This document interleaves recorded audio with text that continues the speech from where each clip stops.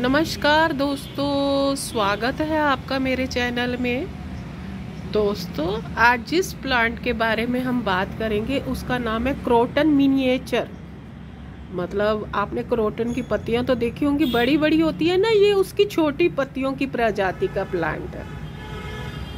दिखने में तो बहुत सुंदर है, छोटी छोटी रंग बिरंगी पत्तियां। और दोस्तों, मैंने इसको अभी छोटे से पॉट में लगाया हुआ है, होगा 3 या 4 इंच के करीब होगा ये गमला। अब जब ये बड़ा हो जाएगा तब मैं इसको अपने नेक्स्ट जो होगा प्लांटर उसमें मैं शिफ्ट करूंगी। दोस्तों, क्रोटन प्लांट लगाते समय आपको ये सावधानी रखनी है कि इसको ज़्यादा गर्मी में मत लगाएं। दोस्तों, मैंने बहुत अपने क्रोटन के प्लांट खराब किए। फिर मुझे क्रोटन उगाते उगाते इनकी जो प्रकृति है ना, उनका इसका नेचर पता चला है। मुझको इसका ये नेचर पता चला है कि आप इसको जैसे मई जून इन 2 महीनों में आप इसको लगाए ही ना। ज़्यादा गर्मी है ना, इसकी जो प्लांट है उसकी पत्तियों का कलर खत्म कर देती है। अब इसके लगाने का उपयुक्त समय है। अब जैसे जुलाई चल रहा है ना दोस्तों, अब आप इसको लगा सकते हैं। और लगाने के बाद भी दोस्तों, आपकी इसको अगर आपको इसकी पत्तियों का रंग बरकरार रखना है, आप चाहते हैं कि इसकी पत्तियों का रंग ना खराब हो, तो उसके लिए आपको सबसे पहले ये सावधानी रखनी है। कई लोग क्या है, इसको इंडोर प्लांट मान कर ना इसको बिल्कुल घर के अंदर रख देते हैं। दोस्तों, यही हम सबसे बड़ी गलती करते हैं।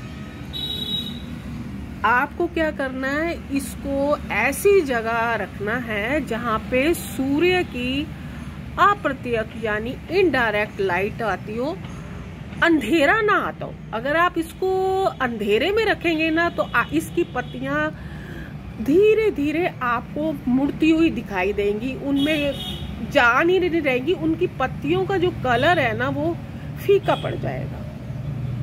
एक तो ये बात हो गई, लाइट का ध्यान रखना है। और दूसरे दोस्तों, हम इसको उचित पोषण दें। हम अच्छी खाद नहीं देते हैं ना, तो दोस्तों इसकी वजह से जो इसकी जो पत्तियां है ना वो अपना कलर खो देती हैं, वो मुड़ने लगती हैं और वो सूख जाती हैं। तो इसको एक अच्छी खाद, ऐसी ऑर्गेनिक खाद दें जिसमें नाइट्रोजन से भरपूर हो, और 15 दिन में एक बार ना आप इसको खाद जरूर दें। खाद की इसको रिक्वायरमेंट है क्योंकि इसकी पत्तियों है ना, उसको कलर बनाने के लिए कुछ पोषण की जरूरत होती है। लगाने को आप नर्सरी से इसका तैयार पौधा भी ला सकते हैं, नहीं तो आप इसको कटिंग से भी, कहीं से भी पत्ती तोड़कर, अब बारिश का मौसम है ना, आप इसको कहीं से भी पत्तियां तोड़कर, जहां पर भी ये आपका है, आपके घर के पास है, एक घर के अंदर भी है, तो 1-2 प्लांट्स की आप कटिंग लगाकर देख लीजिए। उमस वाले मौसम में इसकी जो कटिंग है वो आसानी से दोस्तों लग जाती है।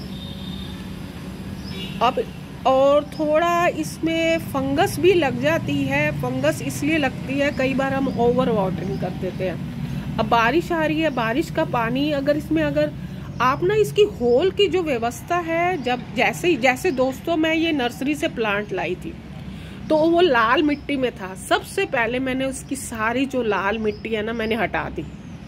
हटाकर फिर मैंने अपने जो पोट है उसको इसमें डाला, गमले में डाला।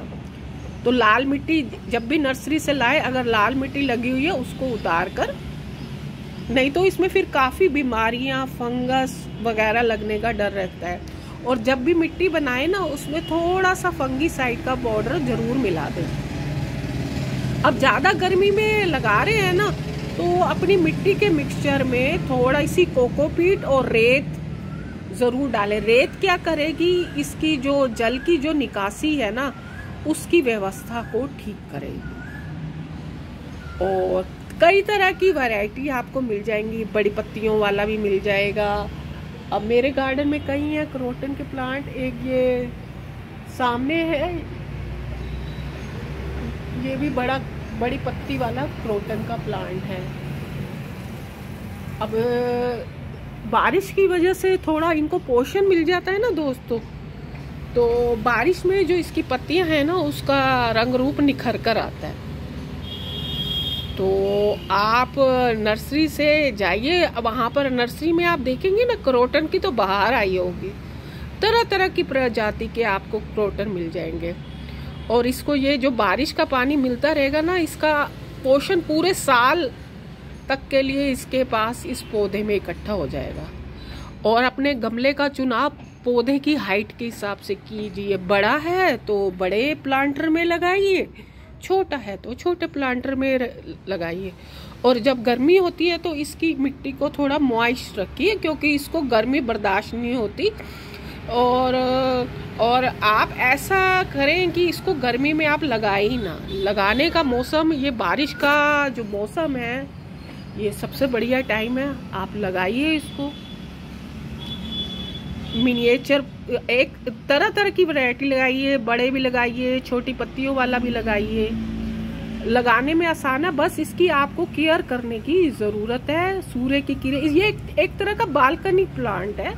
बालकनी पे जहाँ पे रोशनी भी आती है, हल्की हल्की अप्रत्यक्ष लाइट भी आती है, धूप भी आती है, तो इसकी जो आप लगाते समय ना बस लोकेशन का ध्यान रखिए, ये आपका प्लांट अच्छे से सरवाइव करेगा। थैंक यू दोस्तों।